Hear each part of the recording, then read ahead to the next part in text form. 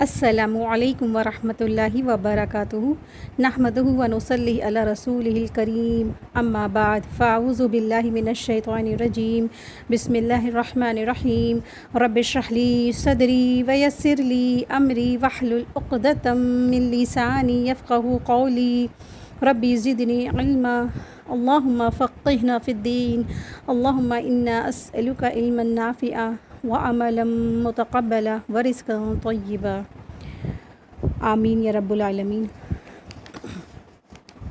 سورہ یاسین آیت number 60 to 70۔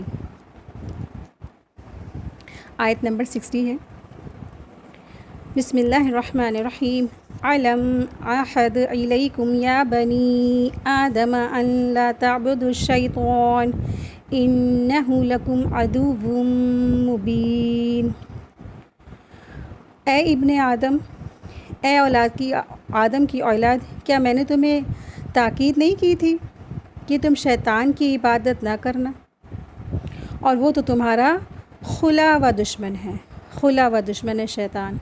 تو اللہ سبحانہ تعالیٰ یہاں فرما رہے ہیں کہ بندوں سے ابن آدم یعنی کہ تمام ابن آدم سے اللہ تعالیٰ خطاب کر رہے ہیں اس میں، یعنی کہ آدم علیہ السلام سے لے کے قیامت تک کی آنے والے سارے کے سارے انسان اس کے اندر آ جاتے ہیں۔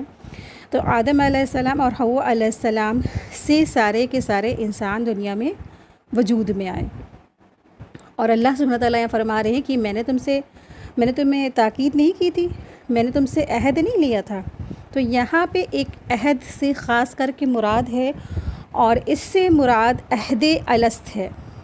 عہد الست جب اللہ سبحانہ وتعالیٰ نے آدم علیہ السلام کو بنایا تھا جنت میں، اور اللہ سبحانہ وتعالیٰ نے آدم علیہ السلام کی پیٹھ کو سہلایا، اور پھر پیٹھ سے تمام انسان جو آدم علیہ السلام کی پشت سے آنے والے تھے قیامت تک کے لیے، بالکل چھوٹے چھوٹے چیونٹیوں سے بھی زیادہ چھوٹے تھے، سارے کے سارے انسان آ گئے اور ان کی روحیں آ گئیں، اور اللہ سبحانہ تعالیٰ نے سب سے عہد لیا کہ بتاؤ تم دنیا میں جا کے کس کی عبادت کرو گے؟ تو سارے انسانوں نے کہا تھا اے اللہ تعالیٰ صرف اور صرف آپ کی عبادت کریں گے، صرف آپ ہمارے الہ ہیں، آپ کے علاوہ ہمارا کوئی الہ نہیں ہے، ہم اور صرف آپ کی عبادت کریں گے، آپ کے ساتھ کسی کو نہیں ٹھہرائیں گے شریک۔ تو یہ وعدہ کیا تھا ابن آدم نے، آدم کے بیٹوں نے، تمام انسانوں نے۔ یہ عہد الست یہاں مراد ہے، سارے کے سارے انسان یہ وعدہ کر کے آئے ہیں اللہ سے کہ اللہ دنیا میں آ کے صرف اور صرف ہم آپ کی عبادت کریں گے، آپ کے ساتھ کسی کو بھی شریک نہیں ٹھہرائیں گے۔ لیکن اکثریت کیا ہے، آج یہ وعدہ بھول گئے ہیں۔ تو مسلمانوں کو یہ وعدے یاد دلائے جاتے، قرآن کریم میں کئی مقامات پہ اس کے بارے میں آیا ہے، اور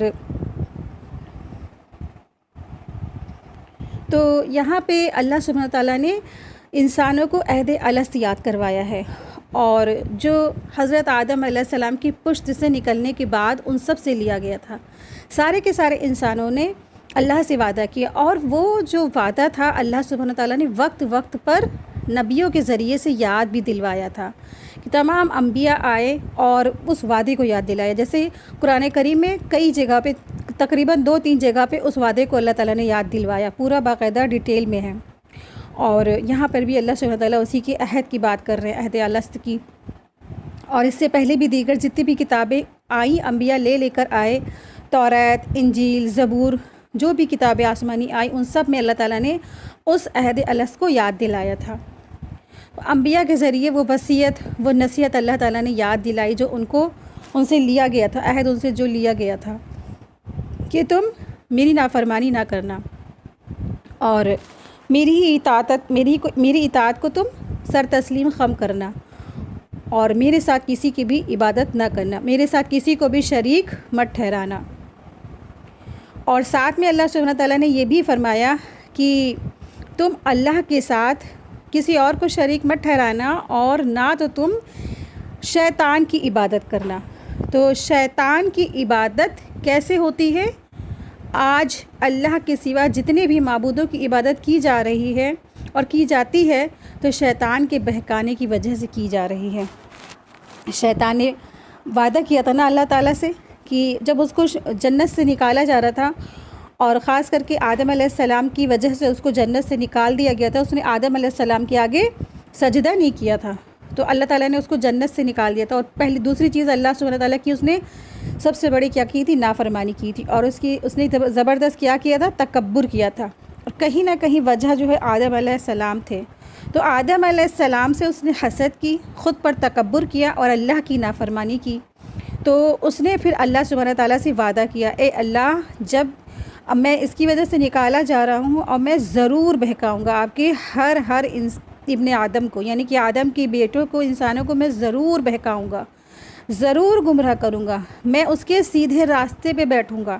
تو آپ سوچیں کہ شیطان کے جو راستے پہ چل رہے ہیں، شیطان کا کہا جو مان رہے ہیں، شیطان ان کے پاس نہیں جاتا ہے، وہ تو خود شیطان کے چیلے ہیں، وہ تو خود ہی شیطان کا کام کر رہے ہیں۔ شیطان تو ان کے پاس جاتا ہے، شیطان ان کو بہکاتا ہے جو شیطان کے اپوزٹ کام کر رہے ہیں، یعنی ایمان والوں کے پاس جاتا ہے، ایمان والوں کے میں دلوں میں وسوسے ڈال کے ان کے اوپر حملے کرتا ہے۔ یعنی جہاں خزانہ زیادہ ہوتا ہے نا، وہیں تو چور آتا ہے، جہاں ایمان کی دولت زیادہ ہوتی ہے وہیں پہ تو یہ شیطان آتا ہے، طرح طرح سے جو شکوکات اور شک شبہات میں اس کو مبتلا کرتا ہے، اور قرآن کے راستے سے لوگوں کو ہٹاتا ہے، ایمان والوں کو قرآن کے راستے سے ہٹاتا ہے، کہ کبھی اس کو بیماری میں مبتلا کر کے، تو کبھی کہیں درد پیدا کر کے، سارے کے سارے ڈاکٹرز کے ذریعے سے رپورٹس کرا لی جاتی ہیں، چیکنگ ہو جاتی ہے، سارے ٹیسٹ ہو جاتے ہیں، ساری رپورٹس بھی آ جاتی ہے، پتہ چلتا کوئی بیماری نہیں ہے،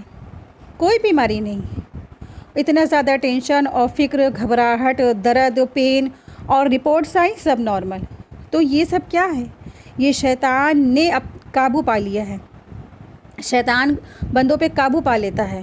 تو ضروری ہے اس کو کہ اپنے اذکار کرے، صبح شام کے اذکار منزل پڑھے، اور جو ہے صبح شام کے جو موعظتین ہے وہ پڑھے، اس کے ذریعے سے اپنی حفاظت فرمائے، اور صبح شام کے اذکار کرتے اور پڑھتے اپنے اوپر دم کرتے، پھر شیطان کے حملوں سے اور حربوں سے انسان محفوظ ہو جاتا ہے، پھر اس کو ضرور انشاءاللہ تعالی ہدایت کا راستہ مل ہی جاتا ہے۔ تو شیطان کی عبادت سے بچنا ہے۔ شیطان یعنی کہ ہر وہ راستہ، شیطان کا ہر وہ راستہ ہے جو اللہ کے راستے سے اپوزٹ ہے۔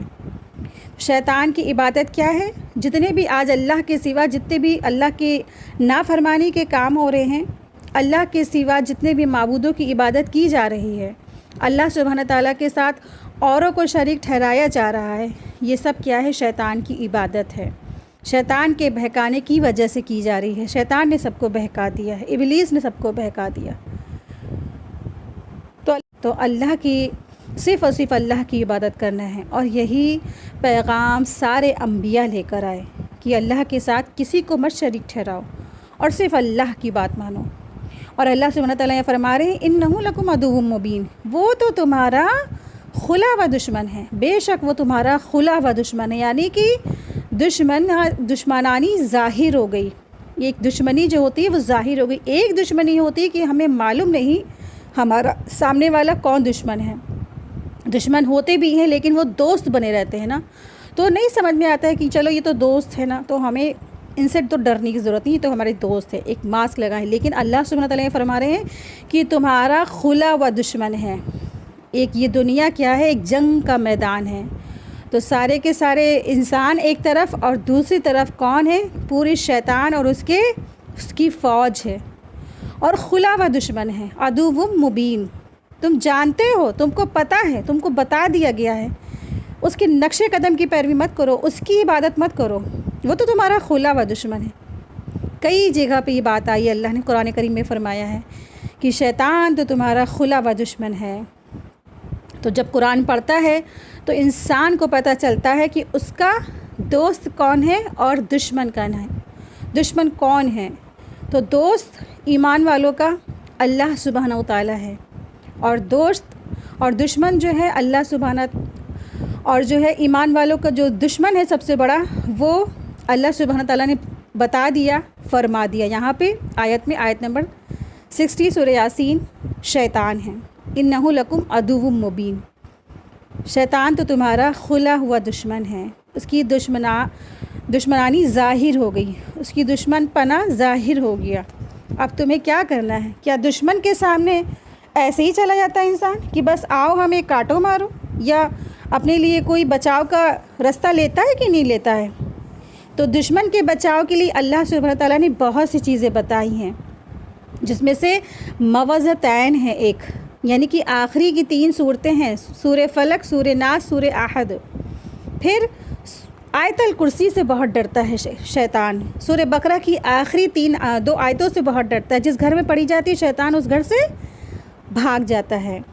تو اللہ سبحانہ تعالیٰ نے بچاؤ کی چیزیں دی ہیں، لیکن انسان نا بہت سست ہے، بہت کاہل ہے، چوک جاتا ہے، سب کچھ کر لیتا ہے، بڑے بڑے کام تو کر لیتا ہے، لیکن اتنے چھوٹے چھوٹے اذکار نہیں پڑھتا ہے۔ صبح شام کا معمول بنا کہ اس کو ضرور پڑھیں، اور جب انسان اپنے آپ کو پڑھتا رہتا ہے، بچاؤ کرتا رہتا ہے تو پھر انشاء اللہ تعالیٰ اس کی ایمان کے ساتھ خاتمہ بھی ہوگا اور اس کو راہ ہدایت بھی ضرور ملتی ہے۔ آیت دیکھیں، آیت نمبر 61، وَأَنِ اعْبُدُونِي هَٰذَا صِرَاطٌ مُّسْتَقِيمٌ، اور یہ کہ میری عبادت کرو، یہ ہے سیدھا راستہ۔ تو اللہ سبحانہ تعالیٰ فرما رہے ہیں کہ تم کس کی عبادت کرو؟ شیطان کی عبادت نہیں کرو، تم کیا کرو؟ تم صرف میری عبادت کرو، جو سیدھے راستے کی طرف تمہیں لے کے جائے گی۔ جب اللہ کی عبادت انسان کرے گا تو پھر کیا ہوگا؟ اس کو راہ ہدایت ملے گی، اور راہ ہدایت سے ہی اللہ کی جو ہے رضا حاصل ہوتی ہے، اللہ کی خوشنودی حاصل ہوتی ہے۔ تو یہاں پہ اللہ سبحانہ تعالیٰ نے فرمایا ہے کہ 3 بار کہ بے شک تم کس کی عبادت کرو؟ صرف اور صرف میری عبادت کرو۔ اور عبادت کا لغوی معنی کیا ہے؟ یہاں پہ جو وَعَنِ بُدُونِ آیا ہے نا، تو میری عبادت کرو، تو عبادت سے ہے یہ۔ تو عبادت کا لغوی معنی بندگی اور غلامی ہے۔ عبادت کا لفظی معنی انتہائی عاجزی اور کمال خشوع کا اظہار کرتے ہوئے اللہ کی رضا کے لیے اللہ کے آگے جھک جانا۔ عبادت کا لفظ عربی زبان میں 3 معنوں میں آتا ہے، پوجا اور پرستش۔ پہلا ہے پوجا اور پرستش، دوسرا ہے اطاعت اور فرما برداری، تیسرا ہے بندگی اور غلامی، یعنی بندہ مومن کی زندگی کہ ہر دن کا ہر کام جو اللہ کی مرضی کے مطابق ہو وہ سب عبادت ہے، خواہ وہ دین کا ہو خواہ وہ دنیا کا ہو، شرط یہ ہے کہ وہ اللہ کی مرضی کے مطابق ہو۔ تو لہٰذا قرآن سنت یعنی قرآن اور حدیث کے احکامات کو بجا لانا بھی کیا ہے؟ عبادت ہے۔ قرآن کے اندر جتنے بھی احکامات بجائے گا اس کے کیا ہے؟ معنی عبادت ہے، اور حدیث کے بھی۔ تو اللہ کے آگے سرنڈر کرنا، اللہ سبحانہ تعالیٰ نے نام ہی کیا رکھا ہمارا؟ مسلمان۔ مسلمان کے معنی یہی ہے سلامہ، یعنی کہ اللہ کے آگے سرنڈر کر دینا، سر تسلیم خم کر دینا۔ یہ زندگی میں اب ہماری مرضی نہیں چلے گی، اس زندگی میں صرف اور صرف ہمارا رب جو چاہے گا وہ چلے گی۔ اس دنیاوی زندگی میں ہماری مرضی نہیں چلے گی، اللہ کی مرضی چلے گی۔ پھر اللہ تعالیٰ نے ہمارے لیے یہ بس کیا ہے؟ وقتی ہے، یہ وقتی زندگی ہے، وقتی ٹھکانہ ہے۔ پھر ابدی زندگی اور ابدی ٹھکانہ اللہ نے آخرت میں رکھا ہے۔ تو جس نے یہاں پہ اللہ کی اطاعت کر لی، سرنڈر کر دیا، تو وہاں پہ کیا ہوگا؟ ابدی زندگی میں ملے گی اللہ کی رضا، اللہ کی محبت اور جنت۔ تو چاہیے کہ ہمیں اللہ کا حکم اپنی زندگی میں بجا لائیں اور نیت کر لے، عزم کر لے، ارادہ کر لے۔ تو تمام قرآن کریم کے جو احکام ہیں اور سنت حدیث یعنی کہ سنت میں جو ملتے ہیں، یعنی کہ حدیثوں میں جو احکامات ملتے ہیں، تو پھر وہ جو اس کو بجا لانا بھی کیا ہے؟ عبادت ہے۔ اور عبادت کا لغوی معنی ہے بندگی اور غلامی، انتہائی تزلزل، عاجزی، خشوع کمال کا اظہار کرتے ہوئے اللہ کے آگے جھک جانا، یہ ہے عبادت۔ کیا آج امت مسلمہ اللہ کے آگے عبادت کرتی ہے؟ اللہ کے آگے جھکتی ہے؟ قرآن اور سنت کے احکامات بجا لاتی ہے؟ قرآن معلوم ہو تو احکام بجائے گا نا، قرآن معلوم ہی نہیں ہے۔ کتنے قرآن پڑھنے والے ہیں، چلے کبھی ترجمے سے پڑھ بھی لیا، احکامات کیسے معلوم ہوں گے؟ حکم کیسے معلوم ہوں گے کہ اللہ نے کیا حکم دیے ہیں، جب تک حدیثوں کا مطالعہ نہیں کریں گے نا۔ تو جب تک قرآن اور سنت سے نہیں جڑیں گے تب تک فلاح نہیں پائیں گے۔ تو رسول اللہ صلی اللہ علیہ وسلم جب دنیا سے جا رہے تھے تو ایک صحابی تھے اور آپ صلی اللہ علیہ وسلم نے بڑا زبردست جو ہے خطبہ دیا، تو صحابہ رضی اللہ تعالیٰ عنہ اجمعین ان سے بہت محبت کرتے تھے آپ صلی اللہ علیہ وسلم سے۔ جب انہوں نے خطبہ دیا تو ایک صحابی مجمع سے کھڑے ہوئے اور انہوں نے کہا، یا رسول اللہ صلی اللہ علیہ وسلم، مجھے آج احساس ہو رہا ہے، مجھے آج محسوس ہو رہا ہے کہ یہ آپ کا آخری خطبہ ہے، یہ آپ کا آخری خطبہ ہے، تو مجھے ہم سب کو آپ ایک کچھ نصیحت کر جائیے، کچھ وصیت کر جائیے۔ تو آپ صلی اللہ علیہ وسلم نے فرمایا کہ میں تمہارے درمیان جو ہے قرآن اور سنت کو چھوڑے جا رہا ہوں۔ جب تک تم لوگ اس چیز کو تھامے رہو گے کبھی بھی گمراہ ہو ہی نہیں سکتے ہو، کبھی گمراہ ہو ہی نہیں سکتے ہو۔ قرآن اور سنت کو تھامنے پر انسان کبھی گمراہ نہیں ہوگا، ہو ہی نہیں سکتا۔ لیکن قرآن کے ساتھ ساتھ سنت یعنی کہ حدیث کو بھی تھامنا سخت ضروری ہے، کیونکہ قرآن کریم میں آیتیں ایسی ہیں، اس کی تفسیر آئی ہے، اس کی وضاحت آئی ہے، وہ ہمیں حدیث میں سے ملتی ہے، یعنی کہ رسول اللہ صلی اللہ علیہ وسلم نے صحابہ کو سکھایا، ڈیٹیل میں تفسیر بتائی کہ اس آیت کا یہ مفہوم ہے اور اس آیت کا یہ مفہوم ہے، تفاسیروں میں پتہ چلتا ہے۔ اور وہ تفسیر بخاری کی جو ہے تفسیر ہے، بخاری شریف میں کتاب التفسیر کی ایک بڑی سی تفسیر کی موٹی سی کتاب ہے، اس میں بھی پتہ چلتا ہے۔ تو تمام تفاسیر ہے جو صحابہ کے بعد تابعین نے اور علماؤں نے ان کے ذریعے سے صحابہ کے بچوں سے اور صحابہ کے جو اسٹوڈنٹ تھے ان کے ذریعے سے تفاسیر لائے، اور وہ کہاں سے اپنے من سے تھوڑی نہ لکھا انہوں نے، اور وہ تو جو ہے آپ صلی اللہ علیہ وسلم نے صحابہ کو جو تعلیم دی، کہا جاتا ہے سب سے زیادہ جو قرآن کریم کا جن کو علم تھا اور قرآن کریم کی تفسیر جاننے والے تھے وہ حضرت ابن عباس تھے، جو کہ آپ صلی اللہ علیہ وسلم کے چچا زاد بھائی تھے۔ اور اس وقت جب آپ صلی اللہ علیہ وسلم دنیا سے رخصت ہو رہے تھے اس وقت ابن عباس کی عمر صرف اور صرف 13 سال کی تھی، لیکن ہر بات انہیں قرآن کریم کی اتنی زیادہ کلیئر سمجھ میں آ گئی تھی کہ جو جتنے بھی قرآن پڑھنے والے لوگ تھے، صحابہ تھے، سب کے سب انہی سے ہی ہر آیت کا مطلب پوچھتے تھے۔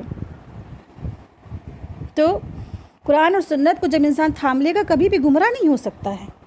آیت دیکھیں، آیت ہے 62، وَلَقَدْ أَضَلَّ مِنكُمْ جِبِلًّا كَثِيرًا أَفَلَمْ تَكُونُوا تَعْقِلُونَ، اور بلا شبہ یقیناً وہ گمراہ ہو چکا ہے تم میں سے مخلوق کو، اور بلا شبہ یقیناً وہ گمراہ کر چکا ہے تم میں سے مخلوق کو بہت زیادہ۔ کثیر آیا الفاظ تو کثیر کے معنی ہوتے بہت زیادہ۔ افلم تکونوا تعقلون، تو کیا تم نہیں جانتے، تم نہیں عقل سے کام لیتے؟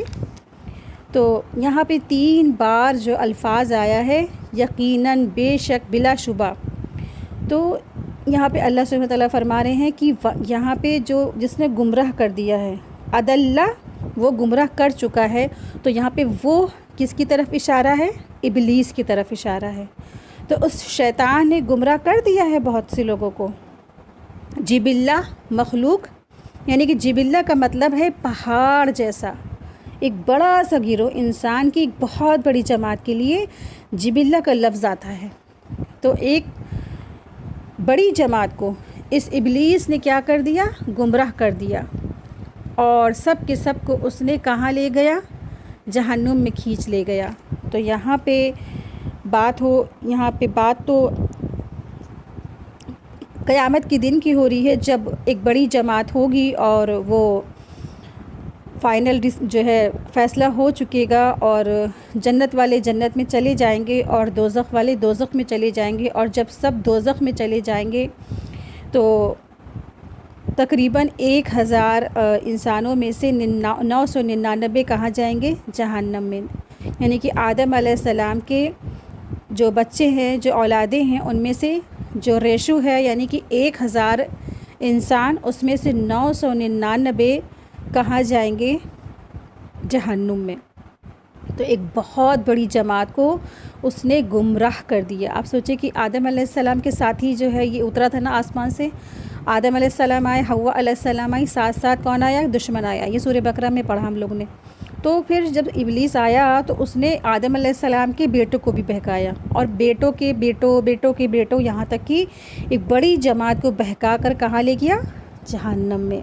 تو اللہ سبحانہ تعالیٰ فرما رہے ہیں کہ تم نے تو بہت سارے لوگوں کو گمراہ کر دیا، ایک بڑی جماعت کو، جبلہ کہتے پہاڑ کو، پہاڑ جیسی بڑی سی جماعت کو۔ یہاں مراد ہے جبلہ سے، یہاں پہ مراد ہے ایک بڑا گروہ، ایک بڑی جماعت، انسانوں کی ایک بہت بڑی جماعت کے لیے یہ الفاظ استعمال کیا گیا ہے۔ تو تم کیوں نہیں سمجھتے؟ تو یہاں پہ اللہ سبحانہ تعالیٰ نے انسانوں کو الرٹ کیا ہے، ان کو سمجھایا ہے، ان کو ڈرایا ہے کہ تم ڈر جاؤ اور اطمینان سے مت بیٹھو، اور جہنم دراصل کیا ہے؟ حقیقت ہے، اور وہ ایک ہنسی مذاق نہیں ہے، اور اکثریت کا ٹھکانہ کہاں ہونے والا ہے؟ جہنم میں، کیونکہ کثیر کا لفظ آیا ہے۔ تو ہمیشہ اللہ سبحانہ تعالیٰ سے دعا کرتے رہنا چاہیے انسان کو، اے اللہ کہ جہنم اور جہنم کی آگ سے ہم سب کو بچا لے، اور ایمان پہ خاتمے کی دعا مانگا کرے اللہ سبحانہ تعالیٰ سے کہ ہمارا ایمان پہ خاتمہ ہو، ہماری زندگی کا سب سے خوبصورت دن وہ ہو جس دن اللہ کی رضامندی کی بشارتیں مل رہی ہوں، اللہ راضی ہو گیا اور جنت کی طرف کہہ کے لے جایا جا رہا ہو، وہ کامیابی ہے۔ اور اللہ سبحانہ تعالیٰ نے باوجود اس کے کہ اللہ تعالیٰ نے تمام بنی آدم سے عہد لیا تھا، اور اللہ نے یہ عہد سوچنے سمجھنے کے لیے عقل بھی دی تھی، اور عقل تعقلون ہے نا، یہاں پہ عقل سے ہے، تو انسان کو عقل بھی دی تھی۔ افلا تکون تعقلون، تم کیوں نہیں عقل سے کام نہیں لیتے؟ تم کیوں نہیں اپنی عقل استعمال کرتے؟ تو تم نے اپنی عقل کیوں نہیں استعمال کر لی؟ پھر اللہ تعالیٰ نے اس عہد کو یاد دہانی بھی دلائی ہے کہ تم سے جو عہد الست لیا گیا تھا، اور پھر رسولوں کو مسلسل بھیجا اور کتابوں میں بھی اس عہد کو یاد دلایا گیا، پھر بھی شیطان نے اتنی بڑی جماعت کو گمراہ کر دیا۔ لیکن شیطان نے بنی آدم کی ایک بہت بڑی تعداد کو گمراہ کرنے میں کامیاب ہو گیا۔ تو ایک یہ نقشہ چھوٹی سی آیت میں آخرت کا اللہ سبحانہ تعالیٰ نے نقشہ کھینچ دیا۔ یہاں پہ اتنی آیت سے پتہ چلتا ہے کہ رزلٹ کیا ہے، کیا ہونے والا ہے آخرت میں، کہ تقریباً سب سے زیادہ تعداد جہنم میں جانے والوں کی ہوگی، کثیر تعداد ہوگی۔ تو ابھی بھی سمجھ جاؤ، اپنی عقل سے کام لو، اپنی عقل لگاؤ، اور اپنی عقل کہاں استعمال کرو؟ اللہ کی قرآن کریم میں سوچو، غور فکر کرو، اس پہ عمل کرو، اور آخرت کی تیاری کرو۔ اور تمہیں اپنی عقل استعمال کرنی ہے نا، تو آپ سوچیں کہ اللہ سبحانہ تعالیٰ نے ابلیس کو کتنی طاقت و قوت دی ہے، اور دیکھا جائے تو ہم بہت کمزور ہیں، اور اگر دیکھا جائے تو ہم بہت زیادہ طاقتور ہیں ابلیس سے۔ تو ابلیس سے تو ہم بہت کمزور بھی، کیونکہ وہ ہمیں دکھتا نہیں ہے، اور وہ ہمیں دیکھ سکتا ہے۔ ہم سو جاتے ہیں لیکن وہ زندہ رہتا ہے، اور وہ جاگتا رہتا ہے، یعنی کہ ہمیں جب موت صغریٰ آ جاتی ہے، نیند کیا ہوتی ہے؟ ایک چھوٹی سی موت ہوتی ہے۔ ہماری کمزوری ہے، انسان بنا سوئے رہ نہیں سکتا، لیکن ابلیس کو کبھی نیند بھی نہیں آتی، وہ ہمیشہ جگتا رہتا ہے۔ اور ہم جب سو جاتے ہیں، اطمینان پا جاتے ہیں، تو ہمارے سونے کے بعد بھی وہ پلاننگز کر رہا ہوتا ہے کہ اس بندے کی کیا کمزوری ہے، کل اس کی ہم کس طرح سے اس پہ قابض کریں گے، اس کو کیا ہم اس کے راستے سے روڑے لگائیں گے، کیا ہمیں کرنا ہے۔ اللہ نے اس کو پوری چھوٹ دی ہے، لیکن وہ لوگ بچ جاتے ہیں جو اس سے اللہ سبحانہ تعالیٰ نے نا، جب ایسے ایک انسان میدان جنگ میں ہوتا ہے تو اس کو ایک جنگی لباس بھی دیا جاتا ہے، تو ایک جنگی لباس پہنا دیا جاتا ہے نا، تو اس کا سرکشا کوچ جسے بولتے ہیں، جسے اسے پروٹیکشن ملتا ہے، تو وہ پروٹیکشن، وہ جنگی لباس جس سے ہم دشمنوں کی بچاؤ سے، تیروں سے، بھالوں سے، تلواروں سے بچ سکتے ہیں، تو وہ ہے قرآن کریم کی آیات، سورہ بقرہ کی آخری 2 آیات، اور آیت الکرسی اور معوذتین، اور تمام بہت سی آیات ہیں۔ تو یہ تو بس سلیکٹڈ بتا رہے ہیں، ان کو پڑھنے سے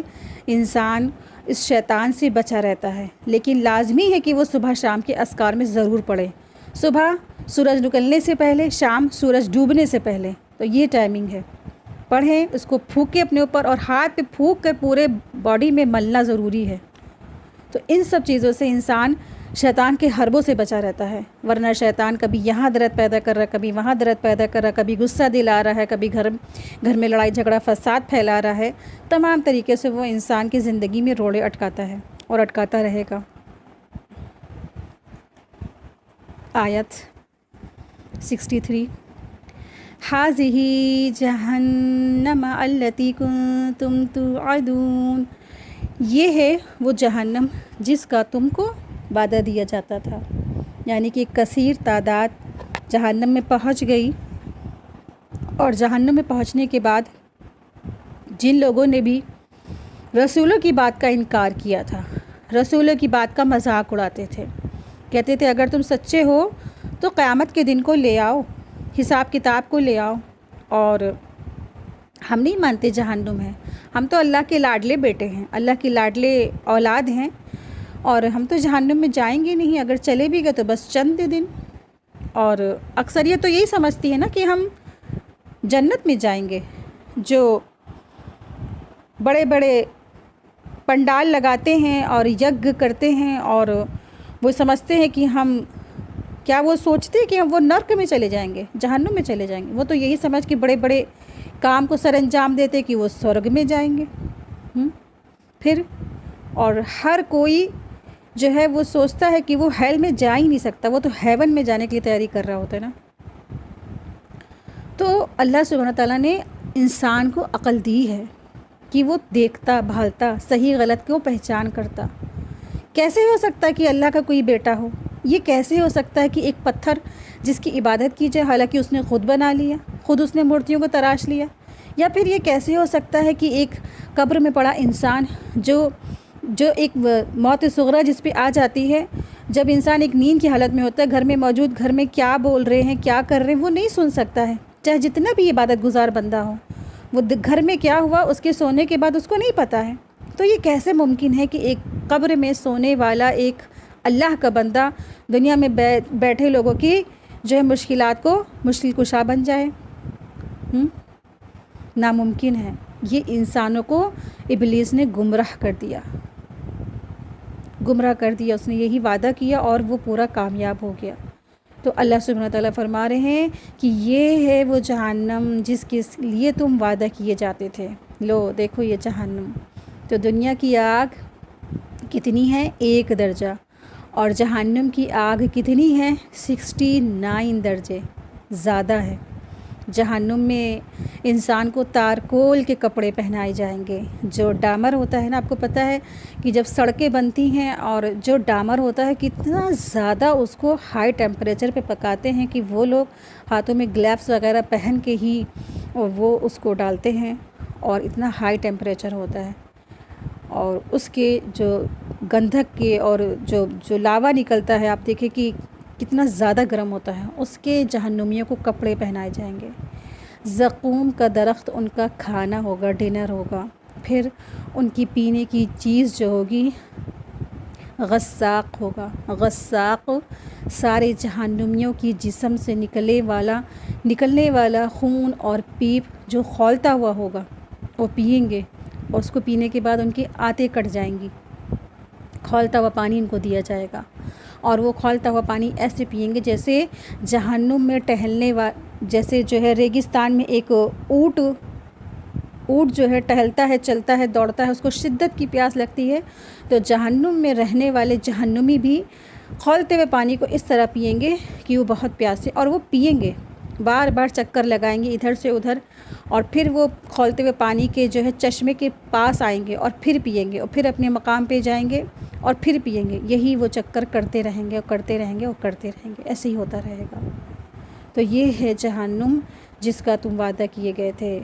تو اللہ غفور الرحیم بھی ہے، اور اللہ تعالیٰ سخت سزا دینے والا بھی ہے، شدید العقاب بھی ہے۔ تو جو ہے انسان کو اللہ سے ڈرنا بھی چاہیے، اور اللہ سے اچھی امید بھی رکھنا چاہیے۔ ایمان یہی ہے، جب ایمان کیا ہے؟ اللہ سے بہت اچھی امید، لیکن اللہ سے ڈرنا بھی ضروری ہے۔ انسان اگر اللہ سے نہیں ڈرتا تو پھر کیا کرتا ہے؟ زبردست گناہوں میں مبتلا ہو جاتا ہے۔ تو اللہ سے ڈرتے ہوئے زندگی گزاریں۔ آیت 64 اصلوها اليوم بما کنتم تکفرون، داخل ہو جاؤ اس میں آج اس کے بدلے جو تم کفر کیا کرتے تھے. یعنی اصلوہا کے معنی آتے ہیں داخل ہو جاؤ یا جھونک دیے جائیں گے وہ اس دن یا آج. کہاں؟ جہنم میں. کیوں؟ باوجہ اس کے کیونکہ وہ دنیا میں کیا کرتے تھے؟ کفر کیا کرتے تھے. کفر کا معنی کیا ہے؟ انکار کرنا، رسولوں کی بات کو انکار کر دینا، نہ ماننا. غرور و تکبر میں رسولوں کی بات کا انکار کر دینا. رسول کیا بات لائے تھے؟ ایک اللہ ہے، اللہ کے ساتھ کوئی شریک نہیں ہے، اور آخرت قائم ہونے والی ہے، جہنم ہے، جنت ہے، اور قیامت کے دن واقع ہوگا. ہر انسان کو اچھے اور بروں کو برے کا اعمال کا ضرور بدلہ دیا جائے گا. تو ہر چیز کا ان لوگوں نے انکار کیا. تو ان سے کہا جا رہا ہے کہ آج تو تم کیا ہو اس میں داخل ہو جاؤ. بہت تم دنیا میں جو ہے نا کفر کیا کرتے تھے نا، تو تمہارے کفر کی وجہ سے آج تمہیں کیا ہے، تمہیں جزا مل رہی ہے اس کی کہ تم داخل ہو جاؤ جہنم میں. جس چیز کو تم نہیں مانتے تھے، جس چیز کا پیغام مسلسل انبیاء آئے اور تم نے نہیں مانا، تم نے انکار کیا، تو پھر آج تم اس کا خمیازہ بھگتو. آج تو تمہارا ٹھکانہ کہاں ہونے والا ہے؟ جہنم میں. تو یہ فیصلہ کر دیا جائے گا، اور ان کے جو ہے ان کو فوراً جہنم میں رسید کر دیا جائے گا. اور اس کے پہلے ایک منظر ہوگا، ان کا حساب کتاب قائم ہوگا. یعنی قیامت کے دن ان کا حساب کتاب قائم ہوگا. ان کے ہر اچھی نیکی کو بھی سامنے لایا جائے گا اور برائی کو بھی سامنے لایا جائے گا. تو آگے کی جو آیت ہے اس میں یہی بتایا جا رہا ہے. آیت نمبر 65 دیکھیں. اليوم نختم على افواههم وتكلمنا ايديهم وتشهد ارجلهم بما كانوا يكسبون. آج ہم ان کے منہوں پر مہر لگا دیں گے اور وہ کلام کریں گے ہم سے، تو ان کے ہاتھ اور یہاں دیکھیں، آج ہم ان کے منہوں پر مہر لگا دیں گے اور ان کے ہاتھ ہم سے کلام کریں گے، اور ان کے پاؤں گواہی دیں گے جو بھی وہ کرتے تھے، جو بھی وہ کمایا کرتے تھے. جو کمائی، یکسبون یعنی کمانا. دنیا میں جو کماتے تھے، دنیا میں جس پہ وہ محنتیں کرتے تھے، تو دنیا میں جو کمائی کی آج ان کو جزا ہے دینے کی. یعنی کہ آخرت کا دن، قیامت کا دن کیا ہے؟ لوگوں کو ہر چیز کا بدلہ دیا جائے گا. تو جو کڑے قسم کے جو لوگ ہیں، جو کڑے قسم کے مجرم ہیں، جب اللہ کے حضور وہ پیش ہوں گے تو اپنے جرم کا اعتراف کرنے کی بجائے وہ وہاں بھی حسب عادت جھوٹ بولنا شروع کر دیں گے اور اپنے گناہوں سے مکر جائیں گے. پھر ان پر شہادتیں قائم کی جائیں گی، تو ان شہادتوں اور گواہوں کو بھی وہ جھٹلا دیں گے. اور یہی کچھ انہوں نے اس دنیا میں بھی کرا کرتے تھے، سیکھا بھی تھا انہوں نے یہی نا. سچ کو جھٹلا دیتے تھے اور جھوٹ کو کہتے تھے ہاں یہ سچ ہے. تو اب اللہ تعالیٰ ان کا یہ علاج کرے گا کہ ان کی زبانوں سے قوت گویائی، یعنی کہ بولنے کی جو بات ہے یا بولنے کی جو قوت ہے، اس کو اللہ تعالیٰ چھین لیں گے، اور ان کے ہاتھوں اور پاؤں کو قوت دیں گے کہ وہ بولیں.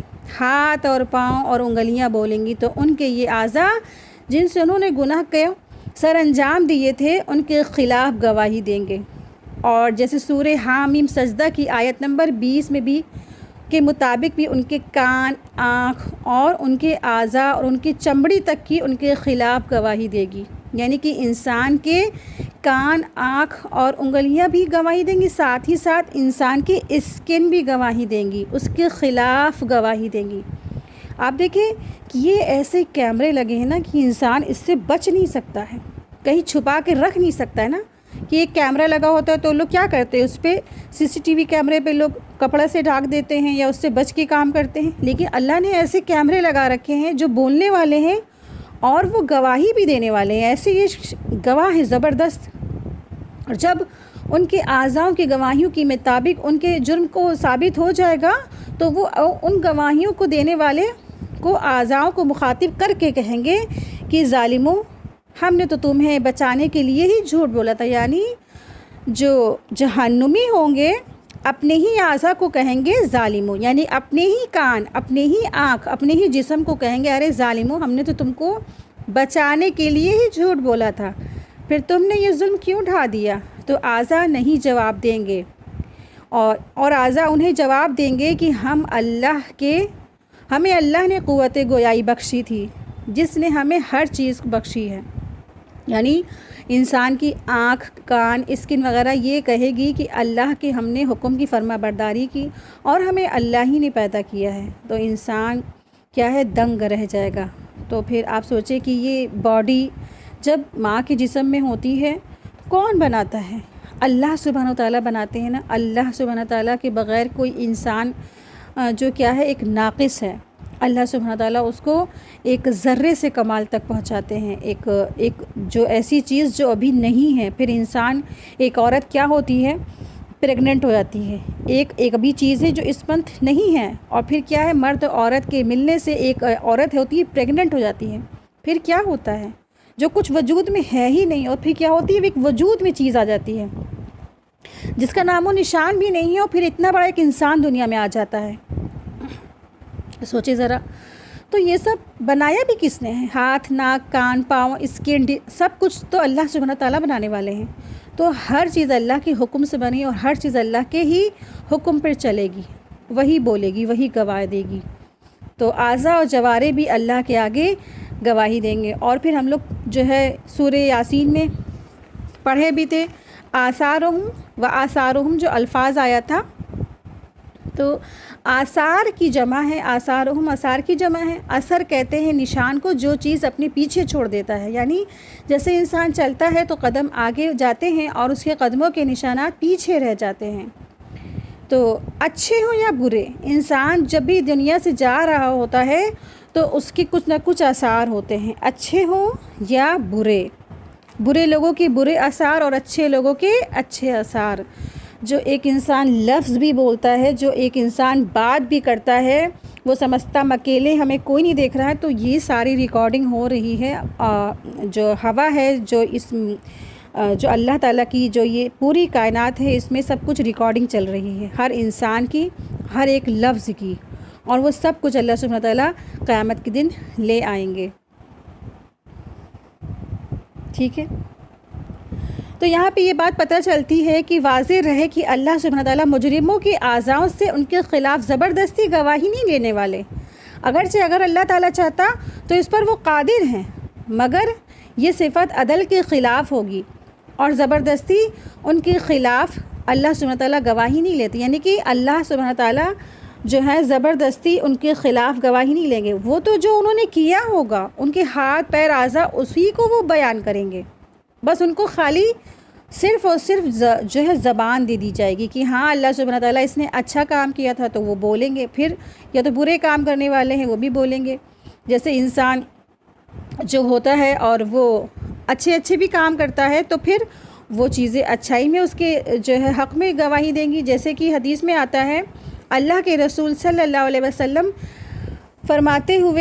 فرماتے ہیں کہ سنو، جس دن زبانوں پر مہر لگا دی جائے گی اس دن انسانی اعضاء میں سے سب سے پہلے بائیں ران گواہی دے گی۔ پھر اسی طرح ایک اور حدیث میں آتا ہے، ابو سعید رضی اللہ عنہ کہتے ہیں کہ میں نے اللہ کے رسول صلی اللہ علیہ وسلم کو فرماتے سنا ہے، مؤذن کی اذان سننے والے انسان، شجر، حجر اور سارے قیامت کے دن گواہی دیں گے، یعنی کہ جو مؤذن صاحب، جو اذان دینے والے مؤذن صاحب ہیں، تو وہ جب اذان دیتے ہیں تو جتنے بھی انسان سن رہے ہیں اور جتنے بھی جو درخت ہیں اور جو پتھر ہیں اور جو ذرہ ہے، وہ سب کے سب ان کے حق میں گواہی دیں گے۔ تو جو ان کا جواب بھی دیتے ہیں، آپ سوچیں ذرا، جو مؤذن صاحب کہہ رہے ہیں اور ان کا آپ جواب بھی دیں گے تو پھر یہ کیا ہے، یہ بھی جو ہے آپ کے حق میں گواہی دیا جائے گا۔ پھر اسی طرح ایک اور حدیث میں آتا ہے، جن انگلیوں پر انسان تسبیح پڑھتا ہے وہ انگلیاں بھی قیامت کے دن گواہی دیں گی۔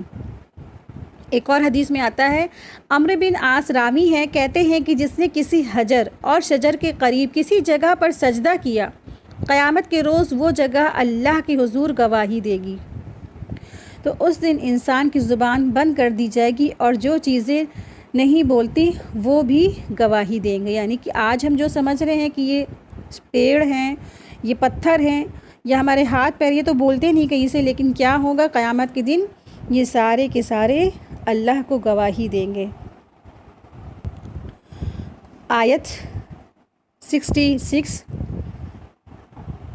وَلَوْ نَشَاءُ لَطَمَسْنَا عَلَىٰ أَعْيُنِهِمْ فَاسْتَبَقُوا الصِّرَاطَ فَأَنَّىٰ يُبْصِرُونَ۔ اور اگر ہم چاہیں تو یقیناً ان کی آنکھوں کو مٹا دے، پھر وہ راستے کی طرف بڑھیں تو وہ کہاں سے دیکھیں گے۔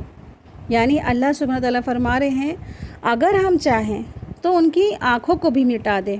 اور انسان کی سب سے بڑی نعمت ہے وہ ایک طرح سے آنکھ بھی ہوتی ہے نا، تو نعمتیں بہت اللہ تعالیٰ نے دی ہے کہ اللہ تعالیٰ نے اتنی نعمتیں دی انسان گن نہیں سکتا، اس کا محاسبہ نہیں کر سکتا ہے۔ تو ان نعمتوں میں سب سے بڑی نعمت بھی ایک ہے، کیا ہے؟ آنکھیں ہیں۔ تو انسان کے سامنے جو بھی چیز ہوتی ہے اس کے ذریعے سے وہ دیکھتا ہے۔ تو ایسے کڑے مجرموں کو اگر ہم چاہتے تو اس دنیا میں ہی سزا دے سکتے تھے، یعنی کہ ان کی آنکھوں کی بینائی ہی سلب کر لیتے۔ وہ جو بھی چاہیں گے تو ان کے گناہ کے کاموں کی طرف ان کو آگے بڑھنے ہی نہیں دے گا۔ یعنی کہ جب انسان کی آنکھیں سلب کر لی جائیں گی، آنکھوں کی روشنی چھین لی جائے گی، تو پھر وہ گناہ کی طرف جائے گا کیسے؟ جا ہی نہیں سکتا ہے، اور اسے کچھ بھی سجائی نہیں دے گا۔ اسی طرح اگر وہ چاہے تو ان کا جو ہے اللہ سبحانہ تعالیٰ فالج گرا دے۔ یعنی کہ جب انسان پیرالائز ہو جاتا ہے تو اس کے ہاتھ پیر باڈی سب کچھ جسم جو ہوتا ہے جواب دے جاتی ہے، ان کو اپاہج ہو جاتے ہیں نا، تو پھر وہ دوسروں کے محتاج ہوتے ہیں۔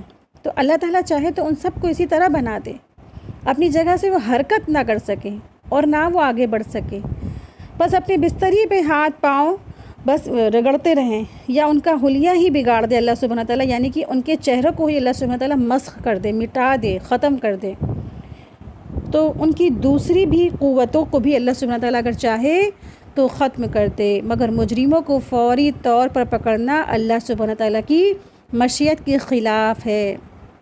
یہ لوگ تو اس مہلت کا بڑا غلط استعمال کر رہے ہیں۔ جو مہلت دی ہے اللہ تعالیٰ نے، بس دنیا تک کی مجرموں کے لیے ایک مہلت ہے۔ اگر اللہ تعالیٰ کی پکڑ آ جائے تو سب کے سب کیا ہیں؟ فانی ہو جائیں۔ لیکن انسان لاکھ سرکشی کرنے کے بعد بھی، لاکھ برائیاں کرنے کے بعد بھی، لاکھ گناہ کرنے کے بعد بھی پکڑ نہیں آ رہی ہے، تو یہ اللہ کی ایک کیا ہے؟ مہلت ہے، ایک مہلت ہے، اور نہ جانے کب تک کی ہے، اس کی بس موت تک کی ہے۔ جہاں موت واقع ہوئی وہ مہلت ختم۔ آیت 67 وَلَوْ نَشَاءُ لَمَسَخْنَاهُمْ عَلَىٰ مَكَانَتِهِمْ فَمَا اسْتَطَاعُوا مُضِيًّا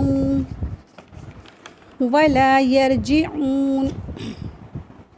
اور اگر ہم چاہیں تو یقیناً ہم بدل دیں ان کی صورتوں کو ان کی جگہ پر، پھر وہ نا استطاعت رکھیں گے اس کو پلٹنے کی۔ یعنی کہ اللہ سبحانہ تعالیٰ فرما رہے ہیں کہ اگر ہم چاہیں اور اگر ہماری مشیت ہو تو ان کی جو جگہ پہ جو صورتیں لگی ہیں، جو شکلیں لگی ہیں، اس کو اللہ تعالیٰ بدل دے، یعنی مٹا دے۔ لَمَسَخْنَاهُمْ آیا ہے، اس کی میننگس ہوتی ہے مسخ کر دینا، مٹا دینا۔ جیسے ربڑ سے ہم لوگ مٹاتے ہیں، پینسل سے جو چیزیں بنتی ہیں، تو اسی طرح سے یہ مسخ بھی آتا ہے کہ اللہ سبحانہ تعالیٰ صورتوں کو ہی مسخ کر دے، اور پھر نہ وہ آگے چل سکیں گے۔ یعنی کہ جب آنکھیں نہیں ہوں گی اور نہ ہونٹ ہوں گے، نہ کوئی جسم ہوگا، تو پھر وہ آگے نہیں چل سکتے، اور نہ پھر وہ پیچھے پلٹ سکیں گے۔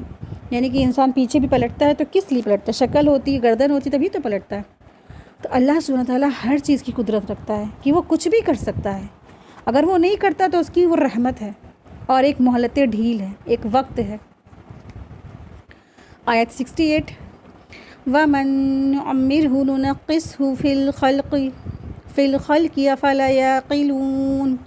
اور جس شخص کو ہم زیادہ عمر دیتے ہیں تو ہم اسے ساخت میں الٹا دیتے ہیں، تو کیا وہ نہیں سمجھتے؟ یعنی اللہ سبحانہ تعالیٰ فرما رہے ہیں کہ جو شخص ہے، کوئی بھی شخص ایسا ہے جس کو بھی اللہ سبحانہ تعالیٰ نے لمبی عمر دی ہے، نعمرہ یعنی کہ لمبی عمر سے آتا ہے، یعنی کہ ایک انسان جو بڑھاپے کی طرف جا رہا ہے، تو پھر اس کا ایسا ہو جاتا ہے جیسا کہ الٹ ہو جاتی ہے ساخت پوری الٹ جانا۔ تو ساخت الٹ جانا کیا ہے؟ تو مطلب یہ ہے کہ جیسے کہ انسان جب پیدا ہوتا ہے تو اس کی تمام تر قوتیں کیا ہوتی ہیں؟ بالکل پست ہوتی ہیں، پذیر ہوتی ہیں، کوئی کچھ بھی اس کی حقیقت نہیں ہوتی. وہ کیسا ہوتا ہے؟ اس کے اندر کوئی طاقت نہیں ہوتی ہے، وہ دوسروں کا محتاج ہوتا ہے. نیو بورن بیبی کا کیا ہوتا ہے معاملہ؟ وہ کسی کا بھی سب کا محتاج ہوتا ہے نا. وہ کوئی کام نہیں کر سکتا. سب لوگ اس کی ماں اگر اس کا خیال نہ رکھے تو وہ بچہ زندہ بھی رہے وہ تو فوت ہی ہو جائے. اللہ تعالیٰ ماں کے دل میں ایسی محبت ڈالتے ہیں تو ماں اس کی پرورش کرتی ہے. لیکن آپ دیکھیں نیو بورن بیبی نہ اپنی صفائی کر سکتا ہے، نہ اپنی شیشی بنا سکتا ہے، نہ دودھ لے سکتا ہے، بالکل چھوٹا. اور دوسرے لوگ بس اس کو اٹھا کے ادھر ادھر لے جا رہے ہوتے نا. لیکن پھر جب جوانی آتی ہے اور جوانی کے بعد جب وہ جوانی ڈھل جاتی ہے تو ان تمام قوتوں میں کیا ہوتا ہے؟ کمی گھٹنا شروع ہو جاتی ہے. بچپن میں وہ جیسے چلنے میں سہارے کا محتاج ہوتا ہے، ٹھیک اسی طرح بڑھاپے میں بھی وہ محتاج ہو جاتا ہے. بچپن میں جیسے بچے واکر لے کے چلتے ہیں، ٹھیک اسی طرح بڑھاپے میں بھی بوڑھے لوگ واکر لے کے چلتے ہیں. جس طرح بچپنے میں جو ہے ماں اس کو انگلی پکڑا کے چلتی تھی، اس کا ہاتھ پکڑا کے چلتی تھی، تو بڑھاپے میں بھی کیا ہوتا ہے؟ اولادیں اس کا ہاتھ پکڑ کے اس کو سہارا دے کے چلتے ہیں. اس کی طاقت، اس کی ہمت، اس کا عزم، اس کی عقل، سب کے سب کیا ہوتے ہیں؟ سب میں زوال آ جاتا ہے، سب ختم ہونے لگتی ہے. وہ جو بوڑھا انسان ہوتا ہے تو وہ بالکل بچوں جیسا ہو جاتا ہے، بچوں کے جیسا روتا ہے، بچوں کے جیسا چڑچڑا ہو جاتا ہے، چھوٹی چھوٹی بات میں رونے لگتا ہے. ہر وقت جیسے ایک چھوٹا بچہ رو رہا ہوتا ہے نا، چھوٹی چھوٹی بات پہ بھوک لگی تو رو رہا ہے اس کو، اور کچھ اس کی من مطابق چیز نہیں ہوئی تو وہ رو رہا ہے. بالکل سیم سچویشن ایک بوڑھے شخص کی بھی ہو جاتی ہے کہ جب اس کی بات نہیں سنی جاتی ہے، جب بچے اس کی بات کو ٹال دیتے ہیں تو وہ بھی سیم ایسے ہی ہو جاتا ہے. بالکل بڑھاپے کی طرف جو ہے جب جاتا ہے تو بالکل بچپنے کے جیسا ہی اس کا ریاکشن ہو جاتا ہے. اور اس سارے عمل میں انسان خود مجبور اور محض ہوتا ہے. یعنی کہ اس میں جو یہ عمل ہوتا ہے بڑھاپے کا، جو یہ کمزوری کا اور قوتوں کو سلف ہونے کا اور بچپنے کے جیسے حرکت ہونے کا، تو اس میں اس کا بس نہیں چلتا ہے. وہ ایک عمر کا تقاضا ہوتا ہے اور وہ خود بھی مجبور ہوتا ہے. کیا پھر بھی اس سے وہ عقل نہیں سمجھتے؟ عقل سے استعمال نہیں کرتے؟ عقل سے سمجھتے نہیں؟ اس پہ غور نہیں کرتے؟ تو اللہ سبحانہ تعالیٰ چاہے تو اسے وہ آندھا بھی کر سکتے ہیں اور اسے اپاہج بھی بنا سکتے ہیں، اس کا حلیہ بھی بگاڑ سکتے ہیں. اور وہ چاہے تو انہیں دوبارہ زندہ کر کے بھی اس کے سزا بھی انہیں دے سکتے. اللہ سبحانہ تعالیٰ ہر چیز پہ قادر ہے، ہر چیز پہ قدرت رکھنے والا ہے. ہر چیز کی جو طاقت ہے، قوت ہے، صرف اور صرف اللہ سبحانہ تعالیٰ کے آگے، اس کے ہاتھ میں ہے، اسی کے ہاتھوں میں ہے. اس کے علاوہ کسی کے ہاتھ میں نہیں ہے سب کچھ. تو اللہ سبحانہ تعالیٰ کی وحدانیت، توحید اور اللہ کی آیات پہ غور کرنے سے انسان کی جہالت دور ہوتی ہے. ہر چیز پہ پھر وہ غور کرتا ہے. تو دیکھیں بچپنے میں بچے تو سب نے دیکھے ہوں گے، سب نے بوڑھے لوگ دیکھے ہوں گے. آپ دیکھیں یہ آیتیں انسان کو تدبر کی طرف لے جاتی ہیں، غور فکر کی طرف لے جاتی ہیں کہ کیسے ایک اللہ سبحانہ تعالیٰ فرما رہے ہیں کہ ہم ومن نعمرہ، کہ ہم ہر جو شخص ہوتا ہے ہم اس کو عمر دیتے ہیں، پھر ہم ننکس اور ہم الٹا دیتے ہیں اس کو. یعنی کہ اللہ سبحانہ تعالیٰ نے ایک بچہ کو پیدا کیا اور پھر اللہ تعالیٰ نے کیا کیا؟ اس کو الٹ کر دیا. ایک طویل عمر کے بعد اس کے میں جو بڑھاپا جب آیا تو پھر کیا ہوا؟ سیم وہی بچے کی جیسی حرکتیں آ جاتی اس کے اندر، ہے نا. بچے کے پیمپر بنتے ہیں اور بوڑھوں لوگوں کی بھی کیا ہوتے ہیں آج؟ پیمپر بنتے ہیں نا. کیونکہ وہ ان کو کنٹرول نہیں رہ جاتا ہے کہ وہ اپنی چیزوں کو خارج ہونے سے روک لیں. آپ دیکھیں کتنے اگر بوڑھے آس پاس ہیں تو ان پہ غور کیجئے، بالکل بچوں جیسی ان کی حرکتیں ہوتی ہیں. تو یہ قرآن کریم کیا ہے؟ لاجواب ہے، اللہ کی کتاب ہے. اور اللہ تعالیٰ نے انسان کی فطرت کو اس میں کھول کے بیان کیا ہے. اللہ تعالیٰ نے آیات اس میں کھول کے بیان کی ہیں. ایک بچہ اور بچے سے جوانی اور جوانی سے بڑھاپے کی طرف جو سٹیج ہے یہاں پہ وہ بیان کی جا رہی ہے. تو افلا یعقلون، تو تم کیوں نہیں سمجھ رکھتے؟ تم نے کیوں نہیں غور کیا؟ تم نے کیوں نہیں عقل سے کام لیا؟ تو اس میں عقل والوں کے لیے کیا ہے؟ نشانی ہے. نشانی مانگا تھا نا کفار مکہ نے کہ نشانی دکھائیے ہم کو اللہ کی ہونے کی، ایک ہونے کی، اور جو ہے اللہ تعالیٰ کے ساتھ اللہ کے ایک ہونے کی اور آخرت کے قائم ہونے کی ہمیں نشانی دکھائی ہے۔ آپ دیکھیں کہ اللہ کی وحدانیت، اللہ کی ایک ہونے کی قرآن کریم میں نشانیاں بے حساب ہیں۔ انسان غور تو کرے، اس کو سمجھ کے تو پڑھے۔ ایسا ہو نہیں سکتا یہ قرآن کریم جو غور کر کے پڑھے، اس کو غور سے سنے، اس کے دل میں نہ اترے۔ تو یہ سورہ یاسین کن کے لیے ہے؟ زندہ انسان کے لیے ہے۔ زندہ انسان اس کو پڑھے۔ لیکن آج معاشرے میں کیا ہے رواج کہ یہ پڑھ پڑھ کے یا تو مردوں کو پہنچائی جاتی ہے، یا ایک جو مر رہا ہوتا ہے شخص یا موت کے قریب ہوتا ہے، نیزہ کی حالت میں ہوتا ہے، اس کو سنائی جاتی ہے۔ آپ مجھے بتائیں اس میں کس کے لیے حکم آئے ہیں؟ عقل والے کون ہوتے ہیں جو اپنی عقل استعمال کرتے ہیں؟ ایک نیزہ میں ایک حالت میں ایک شخص ہے جس کی عقل جاتی رہی، جس کے اوپر سے غیب کے پردے ہٹ گئے، وہ تو جانے والا ہے۔ عقل والا تو وہ ہوگا جو ابھی دنیا میں موجود ہے، وہ ابھی عقل اپنی چلا رہا ہے۔ یہ تو سورہ یاسین تو ایسے شخص کے لیے ہے جو ابھی زندہ ہے، جو موت کے قریب نہیں ہے، وہ اس کو سمجھے، وہ اپنی زندگی میں لائے، وہ اس پہ عمل کرے، اور جو اللہ نے حکم دیا اس کو بجا لائے۔ یہ زندوں کے لیے ہے۔ سورہ یاسین الحمدللہ اللہ کا کلام ہے۔ قرآن کریم کی ہر آیت کیا ہے؟ ایک چیلنج تھی کفار مکہ کے لیے۔ ہر آیت شفا ہے۔ سورہ یاسین میں مردوں کے لیے ہو سکتا ہے شفا ہو، اس میں جو مرنے والا ہے اس کو شفا بھی ملتی ہے، قرآن کریم کا حصہ ہے، لیکن اصل مقصد، اصل ہدایت اس قرآن کریم کی کس کو ملتی ہے؟ جو زندہ پڑھتے ہیں، جو زندہ لوگ ہوتے ہیں، جو عقل ہوتی ہے جن کے اندر، اور جو سلیم فطرت کے ہوتے ہیں، وہ اس سے ہدایت پاتے ہیں۔ آیت دیکھیں، آیت نمبر 69، وَمَا عَلَّمْنَاهُ الشِّعْرَ وَمَا يَنبَغِي لَهُ إِنْ هُوَ إِلَّا ذِكْرٌ وَقُرْآنٌ مُبِينٌ، اور ہم نے اس کو شاعری نہیں سکھائی، اور نہ وہ اس کے لائق ہے، یہ نہیں کہ مگر ایک نصیحت ہے اور واضح قرآن ہے۔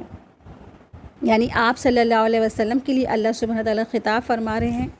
مشرکین مکہ نبی صلی اللہ علیہ وسلم کو جھٹلاتے تھے، اور ان کو جھٹلانے کے لیے طرح طرح کی باتیں کہتے تھے۔ ان میں سے ایک بات یہ بھی تھی کہ آپ صلی اللہ علیہ وسلم کو کہا جاتا تھا کہ یہ شاعر ہیں، ہے نا۔ تو قرآن کریم کی آیتیں، سورہ رحمان کی جو آیتیں ہیں، اس بنا پہ انہوں نے کہا کہ یہ آپ صلی اللہ علیہ وسلم کیا ہیں؟ ایک شاعر ہے، اور یہ قرآن پاک آپ کی شاعرانہ تقبندی ہے۔ تو اللہ تعالیٰ نے اس کی نفی کی ہے کہ آپ نہ شاعر ہیں، اور نہ یہ قرآن کیا ہے؟ شاعری ہے۔ یہ تو اللہ کے کلام کا مجموعہ ہے، بلکہ یہ تو صرف واعظ اور نصیحت ہے۔ شاعری کی بنیاد کیا ہے؟ شاعر تو پہلی بات خود بھی وہ جھوٹے ہوتے ہیں، اور ان کی جو باتیں ہوتی ہیں، جو شاعری ہوتی ہے، وہ مکاری اور جھوٹ و فریب پہ ہوتی ہے۔ کچھ شاعروں کی تو ضرورت سے زیادہ ہی جھوٹ پہ مبنی ہوتی، اور میں ہر شاعر کی بات نہیں کہہ رہی، اس میں سے ایک اقبال بھی ہیں جن کی شاعری کیا ہے؟ پورے قرآن کی ایک تفسیر ہے، پورے قرآن کا ایک ترجمہ ہے۔ ایک شاعری میں انہوں نے بہت بڑی بڑی باتیں لکھی۔ ہر شاعر کی بات نہیں ہو رہی، لیکن جو کافی جو شاعر ہوتے ہیں وہ کیا ہے؟ زیادہ تر وہ جھوٹ ہوتی ہے ان کی، اور ایسی باتیں کہتے ہیں جو وہ کر نہیں سکتے ہیں، صرف جھوٹ باتیں ہوتی ہیں۔ اور شاعری میں مبالغہ پایا جاتا ہے، افراط و تفریط سے کام لیا جاتا ہے، یعنی کہ ایسی باتیں کہتے ہیں جو کر نہیں سکتے۔ کہتے ہیں کہ آپ کے بال تو ایسے ہی جیسے گھٹا والی رات ہے نا، اس طرح سے جھوٹ۔ پھر ہم آپ کی محبت میں تارے توڑ لائیں گے، تو کوئی تارے توڑ کے لا سکتا ہے کیا؟ اس طرح سے تمام طرح کی افراط و تفریط سے وہ کام لیتے ہیں، اور شاعروں کا کوئی کردار بھی خاص نہیں ہوتا۔ لیکن آپ صلی اللہ علیہ وسلم کا کردار تو کیسا کردار تھا؟ صادق اور امین تھے، صادق اور امین، امانت دار تھے۔ اللہ کے رسول صلی اللہ علیہ وسلم کا اخلاق یہ قرآن کریم تھا۔ اور آپ صلی اللہ علیہ وسلم سے اگر ہمیں سچی محبت ہے تو چاہیے کہ ہم ایک بار اس قرآن کریم کو ضرور پڑھیں، اور آپ صلی اللہ علیہ وسلم کی سیرت کا مطالعہ کریں، اور حدیث کی بھی کیا کریں؟ علم حاصل کریں حدیث کا۔ تو جب قرآن کی طرف انسان آتا ہے تو آٹومیٹکلی اس کو حدیث معلوم ہوتی چلی جاتی ہے۔ جب تفسیر کی جب کلاس وہ پڑھتا ہے، جیسے ماشاء اللہ تبارک اللہ آپ سب سورہ یاسین پڑھ رہے ہیں ڈیٹیل میں، تو بس اسی طرح سے آیت دیکھیں، آیت نمبر 70 ہے، لِيُنذِرَ مَن كَانَ حَيًّا وَيَحِقَّ الْقَوْلُ عَلَى الْكَافِرِينَ، تاکہ وہ ہر اس شخص کو خبردار کر دے جو زندہ ہے، اور ثابت ہو جائے بات، یعنی کہ وَيَحِقَّ الْقَوْلُ عَلَى الْكَافِرِينَ، اور حق ثابت ہو جائے کافروں پر، اور حق ثابت ہو جائے انکار کرنے والوں پر، یہ بات ثابت ہو جائے۔ یعنی اللہ سبحانہ تعالیٰ فرما رہے ہیں کہ اس قرآن کریم سے آپ صلی اللہ علیہ وسلم کا کام دیا گیا تھا کہ وہ لوگوں کو خبردار کر دے، لوگوں کو خبردار کر دے، مگر کون؟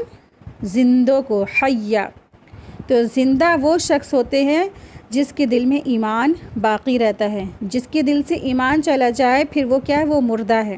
زندہ وہ شخص ہے جو ایمان والا ہے، اور مردہ وہ شخص ہے جو ایمان والا نہیں ہے، جس کے دل سے ایمان جاتا رہا۔ تو جو ایمان والے ہیں، یعنی کہ جیسے ہی رسول صلی اللہ علیہ وسلم نے بات پہنچائی، فوراً انہوں نے کہا ہاں سمینا واطانا، سمینا واطانا کر کے انہوں نے فوراً سرنڈر کر دیا۔ تو یہ قرآن کریم اور یہ نصیحت، یہ واعظ، یہ اللہ کا کلام کریم، قرآن کریم اللہ کا کلام کس کے لیے ہے؟ زندوں کے لیے ہے، زندہ، اور جو حق ثابت ہو جائے کافروں پر۔ تو یعنی کہ کافروں، جو جتنے بھی کافر تھے اور آپ صلی اللہ علیہ وسلم کا انکار کرنے والے تھے، ان کے اوپر بات چسپاں کر دی گئی کہ وہ کہاں جانے والے ہیں؟ جہنم میں۔ تو یہ بات ان پر چسپاں ہو گئی ہے، اگر وہ نہیں مانیں گے تو ان کا ٹھکانہ کہاں ہے؟ جہنم ہونے والا ہے۔ تو اس کے ذریعے سے آپ صلی اللہ علیہ وسلم کو اور دیگر تمام انبیاء کو یہی کام دیا گیا تھا کہ وہ جائیں، لوگوں کو بات پہنچائیں، کیونکہ ابلیس نے کیا کیا تھا؟ سب کو گمراہ کر دیا تھا، اور گمراہ کرنے کے بعد کیا ہوا کہ بہت سارے لوگ راہ سے بھٹک گئے۔ تمام انبیاء کا یہی کام رہا، اور جب بھی کوئی انبیاء آئے اللہ کا پیغام لے کے، تو ان کی قوم میں صرف چھوٹی سی تعداد تھی، تھوڑے سے لوگ لاتے تھے ایمان، اور سارے کے سارے کثیر تعداد کیا کرتے تھے؟ نہ ماننے والوں میں سے تھے۔ تو کثیر کی تعداد کیا ہوتی ہے؟ نہ ماننے والی ہوتی ہے۔ جیسے جہنم میں جانے والے کی تعداد کتنی کس کی ہے؟ کثیر کی ہے، اکثریت کی ہے۔ تو اکثریت پر انسان کو نہیں جانا چاہیے۔ ضروری نہیں کہ اکثر لوگ صحیح ہوں، صحیح کام کر رہے ہوں، لیکن آج ہمارا کیا رویہ ہے؟ امت کا کیا رویہ ہے؟ جو اکثریت کام کر رہی ہے وہ ہم کریں گے، ورنہ پھر لوگ کیا کہیں گے نا، اس طرح سے۔ تو اللہ سبحانہ تعالیٰ ہم سب کو اور آپ سب کو رسول اللہ صلی اللہ علیہ وسلم جو پیغام لائے تھے اس پر عمل کرنے کی توفیق عطا فرمائے، اور جو فریضہ آپ صلی اللہ علیہ وسلم نے سر انجام دیا تبلیغ کا اور عمل کا، اور کہنے سننے سے زیادہ اللہ سبحانہ تعالیٰ ہم سب کو عمل کرنے کی توفیق عطا فرمائے، اور ہم سب کو اللہ سبحانہ تعالیٰ اپنے والدین کے لیے صدقہ جاریہ بنا دے، بہترین صدقہ جاریہ، اور ہم سب کی اولادوں کو بھی اللہ تعالیٰ بہترین صدقہ جاریہ بنا دے۔ وآخر دعوانا ان الحمد للہ رب العالمین۔ ربنا تقبل منی انک انت السمیع العلیم وتب علینا انک انت التواب الرحیم، آمین یا رب العالمین۔ سبحانک اللہم وبحمدک اشہد ان لا الہ الا انت استغفرک واتوب الیک۔ السلام علیکم ورحمۃ اللہ وبرکاتہ۔ اللہم صل علی محمد وعلى آل محمد كما صليت على إبراهيم وعلى آل إبراهيم إنك حميد مجيد۔